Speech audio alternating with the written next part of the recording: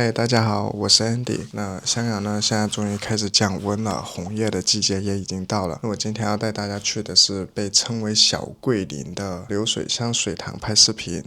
但我今天呢有一个非常特别的任务，就是2026年，那我终于买新的相机啦。然后这一台相机呢，是我之前 Canon R6的全面升级版本。Canon 的 R6 Mark V， 那这一台 Canon R6 Mark V 呢，对比我之前的 Canon R6第一代，拍照还是视频都有一个质一般的飞跃，太好了！就佳能它这次终于不是在一点点的挤牙膏了啊，感动！所以今天呢，除了会去探索粉岭之外呢，还会去测试这一台相机，那就看一下它的拍照还有视频功能都是怎么样的。好，那事不宜迟，我们现在赶紧出发吧。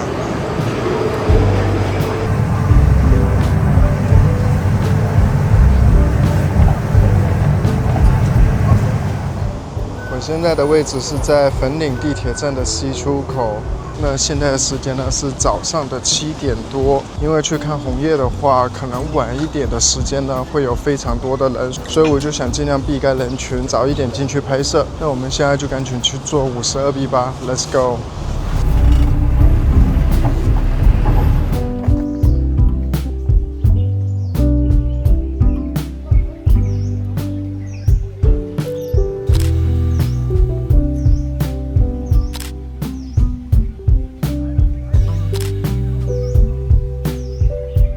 终于到达流水香水塘啦！哦，对了，那刚才呢忘了一说，就是我今天拍摄的影片呢是没有收取佳能的任何费用的，并且我也是一个非常喜欢索尼的用户，之前用过朋友的索尼A7M2之后就感觉真香系列，所以如果不是佳能它可以旧机吹印出新机的话，我可能就会选择使用索尼的A7M5了。所以今天用新机的体验呢，那我就会实话实说。那我今天用的镜头呢是佳能的2740 2.8，那我们就去拍摄看看吧。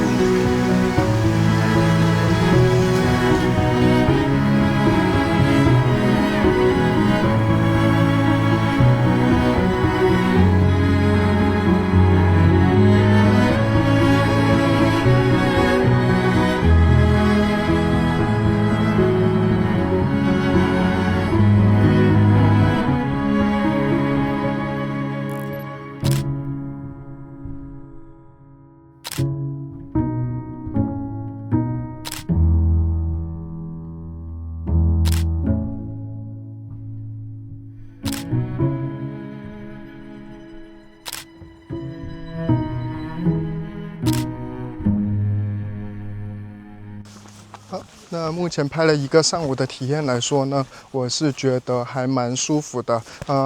不知道是不是因为我之前用惯了佳能 R6 的相机，所以无论是手感还是重量，对于我来说呢，我都觉得还蛮舒适的，然后也不会说很重，或者说拿久了会手酸的等等情况出现吧。然后按键方面呢，我只有一点是非常值得说的是 ，Canon 的 R6 Mark V 呢，它出了一个拍照和视频的快速切换功能。这个功能呢是真的非常好用。为什么呢？因为对比起之前的初代 R6，它是没有这个功能。那你每次就是要拍视频的话，你需要扭动那一个模式轮盘，那你需要扭很多圈。如果有时候不看的情况下呢，还可能会去扭错到其他的模式。那我觉得这一点是很麻烦的一件事。所以它现在出这个功能，简直就是对于我们这些需要拍照，然后又需要拍视频的摄影用户来说呢，是非常友好的一个功能。以上呢就是我今天上午的拍摄体验啦。好，那另外一题就是，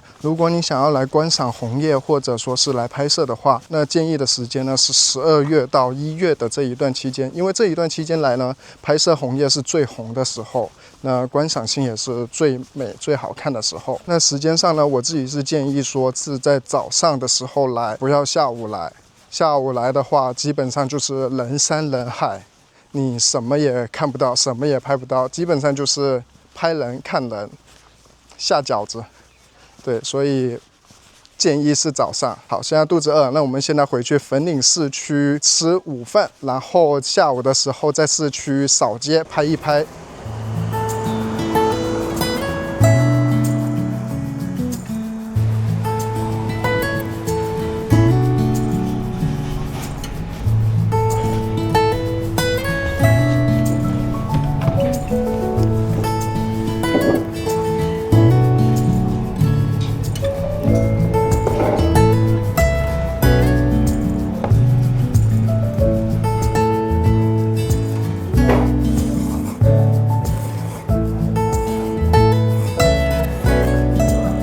那现在吃饱喝足，有力气啦。那我们就接着去下午的拍摄吧。哦，对了，另外一题，那下午的拍摄呢，我只会去使用 A 档，就是自动挡，测试一下它对新手的友好程度好不好。那我们就去测试看看吧 ，Let's go。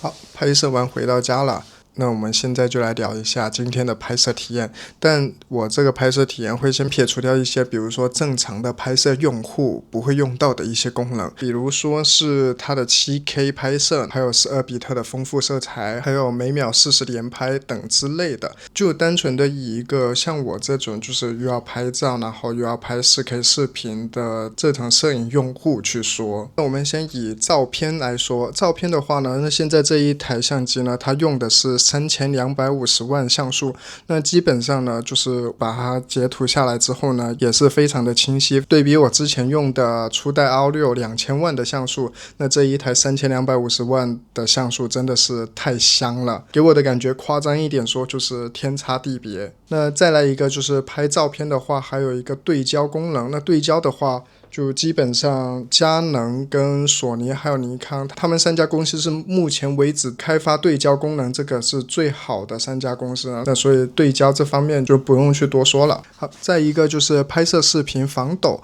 那它这一代采用的是5轴机身防抖，最高它可达到是 8.5 级的防震，就基本上我今天全天都是手持去拍摄的，那我觉得是防抖这方面是完全没有问题的。好，那最后呢就做一个总结，如果你是像我一样只是一个普通的摄影用户，那这一台 Mafii 呢是非常足够你去拍摄任何题材的一台机器。对比相同等级的机型，比如说索尼的 A7M5， 然后还有尼康的 Z7、Z8， 这一台是性价比最高的一台，就价格没有到他们那个 level， 但是它的配置是基本上相差无几了。哦，抱歉，那都一直在讲它的优点，都没有讲到它的缺点。那缺点这一个东西呢，就是 Canon 的老毛病了，就是它的续航能力太短了。那基本上就是像我这样子一天的拍摄下来，从早上拍到下午，那我是用了1块半的电池。那如果你是要拍摄一整天的话，我建议是要备带2到3个电池。就这一点的话，对比其他厂家，比如说是索尼啊，或者说尼康的话，他们1颗电池或2颗电池吧，